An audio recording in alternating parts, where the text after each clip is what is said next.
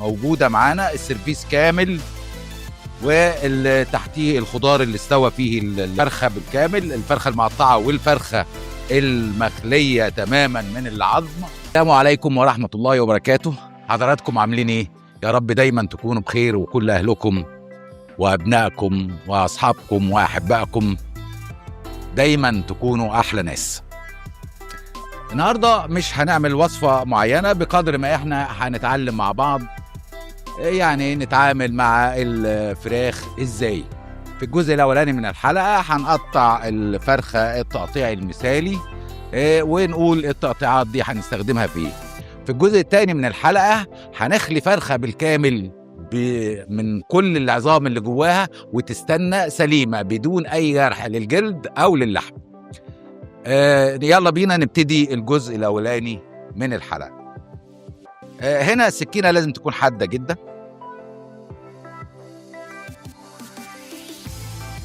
هناخد الأمور خطوة خطوة كده بالراحة.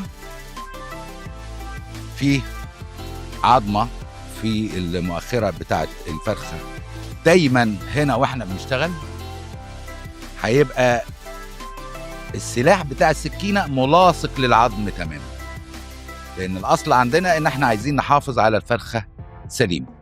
الزيادة دي ممكن نشيلها، مفيهاش مشاكل. بنحاول بالراحة كده نفصل العظم بتاع الورك كده واحدة واحدة. عملنا ناحية، بندخل برضو على الناحية التانية دايما زي ما احنا متفقين كده. بنمشي السكينة ناحية العظم مش ناحية الجلد.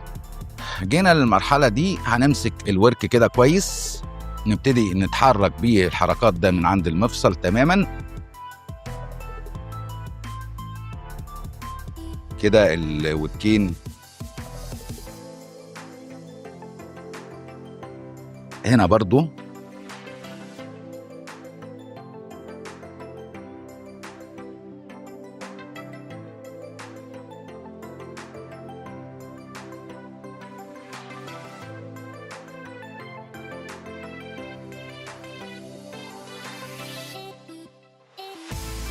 بنحط ايدينا كده بعد ما خلينا شوية تحت لحمة الصدر،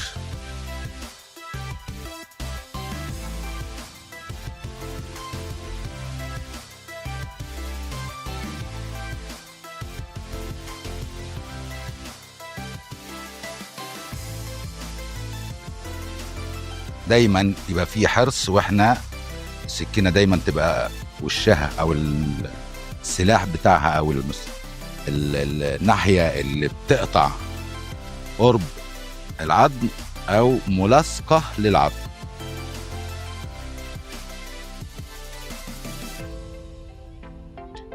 بعد ما طلعنا العظمة الرفيعة التانية اللي في الصدر من قدام، هنبتدي ندخل على الورك، نقطع بس الأربطة دي، نحاول نخلصها خالص كده.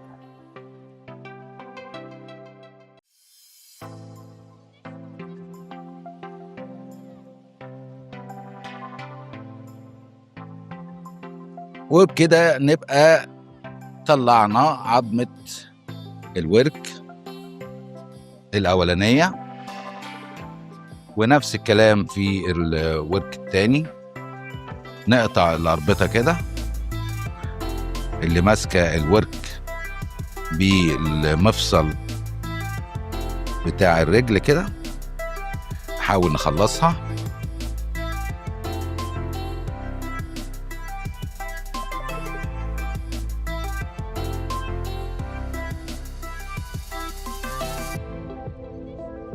نمسك المفصل بتاع الورك، نعمل كده لغاية ما تطلع العظمة التانية معانا.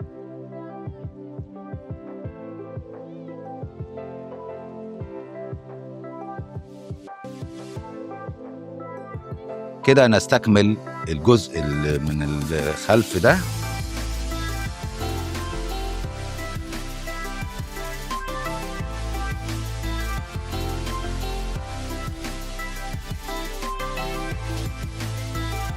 احنا برضو خلينا كده على المفصل بتاع الورك.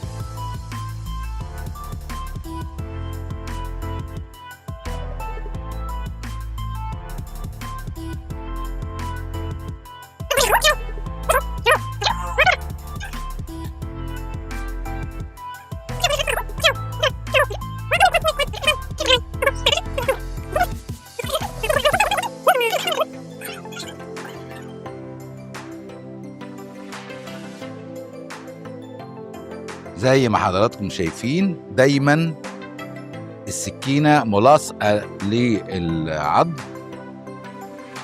عشان ما تتأثرش اللحمة بتاعت الفراخ او الفرخة او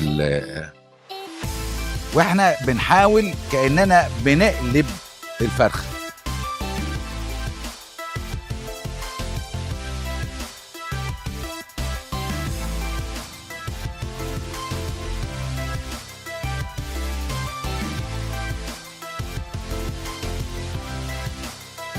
ده المفصل بتاع الجناح، وده برضو المفصل بتاع الجناح التاني، واحنا كل شغلنا بنحاول كأننا بنقلب الفرخ.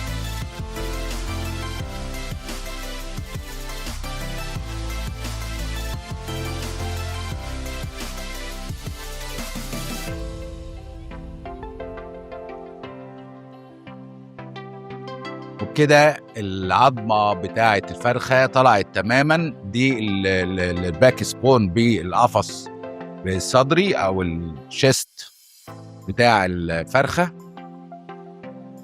طلعت تماما وظاهره قدام حضراتكم اهيت. ودي اصعب منطقه، اصعب حته اشتغلنا عليها. كده الفرخه سليمه اهيت، فاضل العظمه بتاعه الورك والعظمه بتاعه العظمتين بتوع الجناح.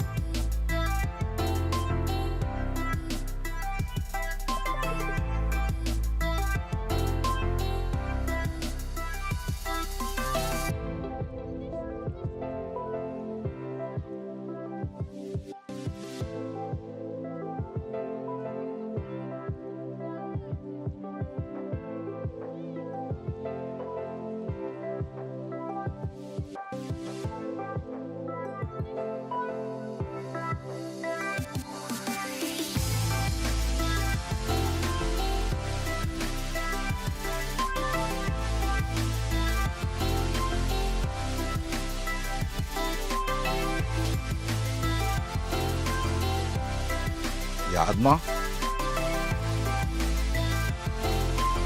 ودي العظمة التانية.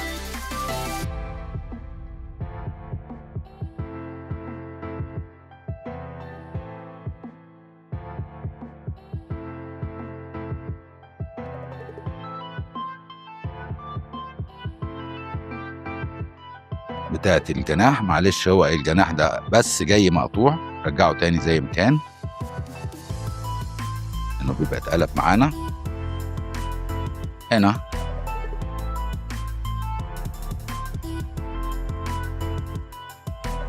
بنمسك بالشكل ده كده، وحتى برضو الجناح ده مقطوع.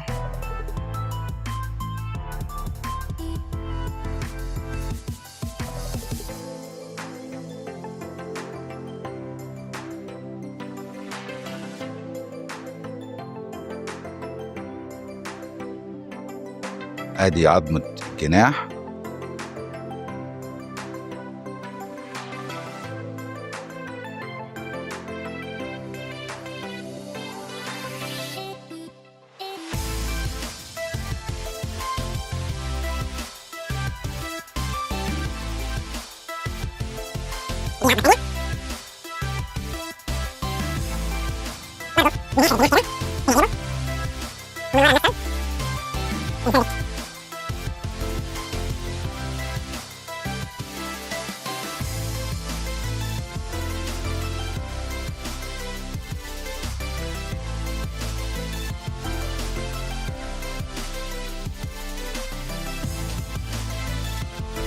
كده سلكنا العظمة، وكده العظمة التانية بتاعت الجناح التاني نرجعه بقى زي ما كان. كده كل الفرخة من غير عظم عدا عظمة الورك اللي احنا هنوصل لها دلوقتي.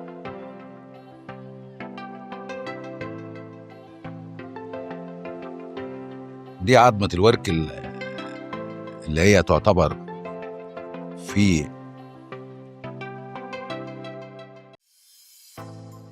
دي عظمة الورك الأخرانية، بنفصلها كده.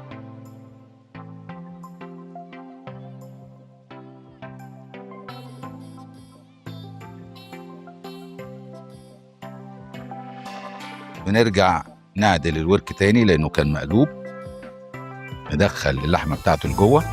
نفس الكلام في العظمة الأخيرة.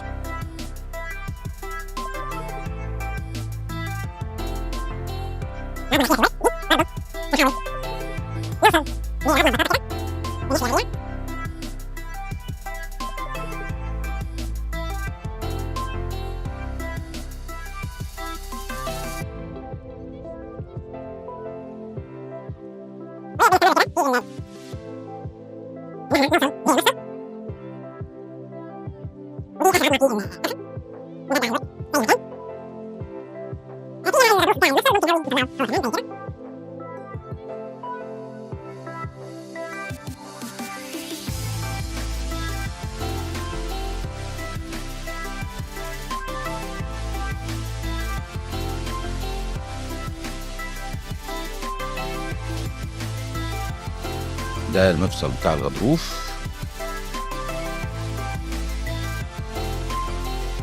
والدنيا كده تمام. والمفصل بتاع الغضروف التاني برضو نقدر نفتح عليه ونطلعه.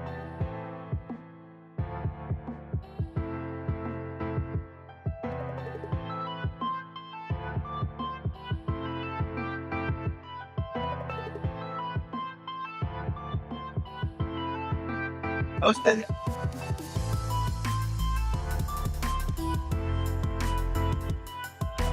لحظة شيء بس.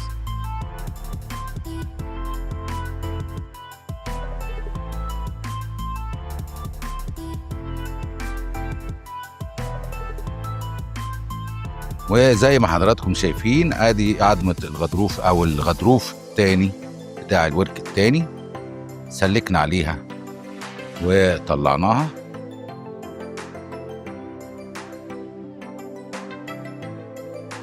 زي ما حضراتكم شايفين كده بالظبط اهيت. نرجع الفرخة لوضعها الطبيعي.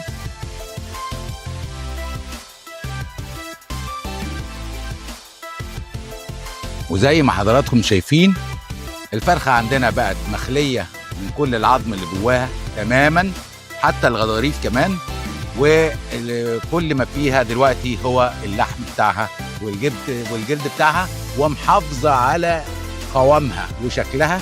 دلوقتي ان شاء الله هنحشيها حشوة كويسة، وهتعرفوا انها محتفظة بقوامها بعد التسوية تمام التمام. وزي ما حضراتكم شايفين بعد ما قطعنا التقطيعة الحلوة للفراخ في الجزء الأول من الفيديو، حبينا بقى نوريكم ان احنا ممكن نحشيها اي حشوة، لكن احنا جهزنا على السريع كده حشوة رز.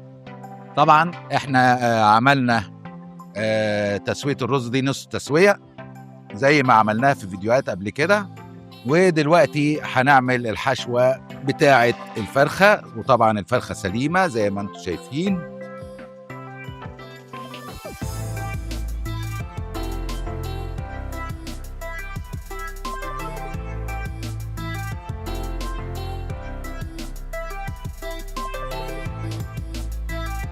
طبعا كده مش لازم نكبسها ازيد من اللازم عشان الجلد بتاعها ما يفرقعش.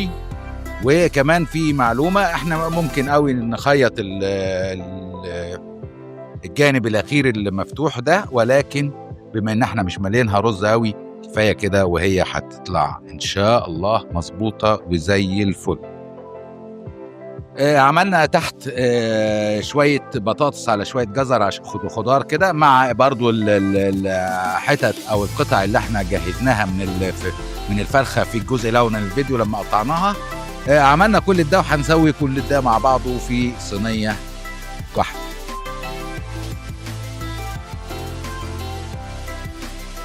ورقة زبدة كده صغيرة عشان ما تلزقش الفويل، ما يلزقش الفرخة.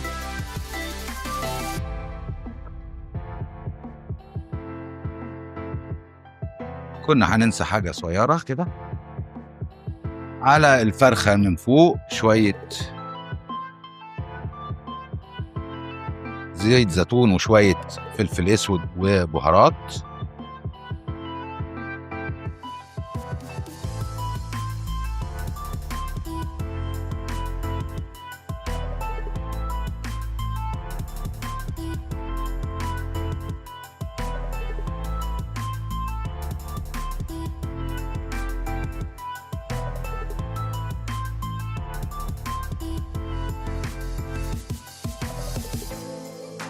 نديها بقى احكام كده بالفويل بتاعنا.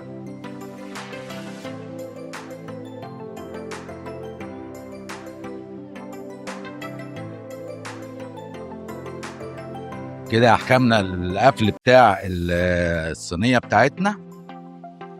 وعلى الفرن بتاعنا المفروض ان هو سخن وجاهز، وعلى درجة حرارة 180 190 يعني متوسطة إلى حد ما. هنحط الصينية بتاعتنا تستوي.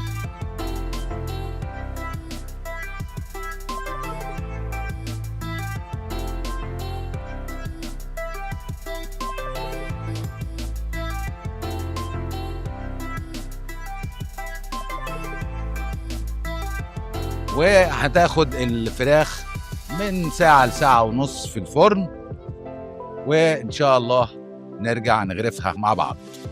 وبعد ما حضراتكم قعدت في الفرن الصينية اللي احنا عملناها بالفرخة المحشية اللي بدون عظم خالص، بعد ما قعدت ساعة كشفنا الورق الفويل اللي عليها والزبدة وحطيناها حوالي نص ساعة كمان عشان تاخد لون وتاخد الوش بتاعها.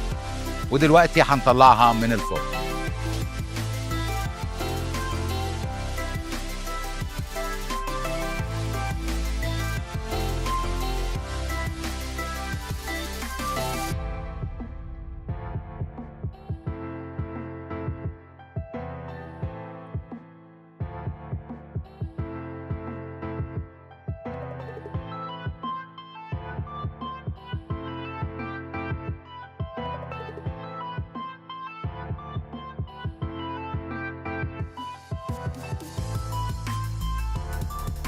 وزي ما حضراتكم شايفين طلعناها من الفرن، طبعا متحمره واخده وش زي الفل اهيت. وهنبتدي دلوقتي نغرف الطبق التفنيش بتاعنا.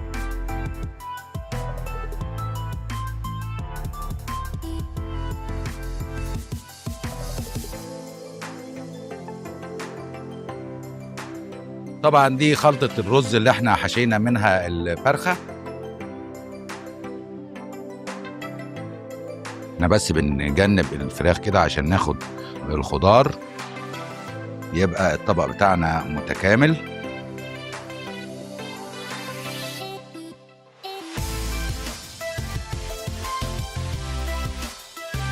وادي العظمة بتاعتنا. وكده الرز جواها مفلفل، الفرخة مستوية زي ما انتم شايفين 10 على 10. وحتى التقطيعات اللي كنا بنتعلم مع بعض نقطع الفراخ صح ازاي موجودة معانا. السيرفيس كامل، وتحتيه الخضار اللي استوى فيه الفرخه بالكامل، الفرخه المقطعه والفرخه المخليه تماما من العظم. وزي ما حضراتكم شايفين كده انتهت حلقتنا. يا ريت حضراتكم ما تنسوش ابدا تشتركوا في القناه وتكتبوا لنا كمان في الكومنتات الاكل عجبكم ولا لا، وتفعلوا الجرس وتعملوا لنا لايك وشير وسلام.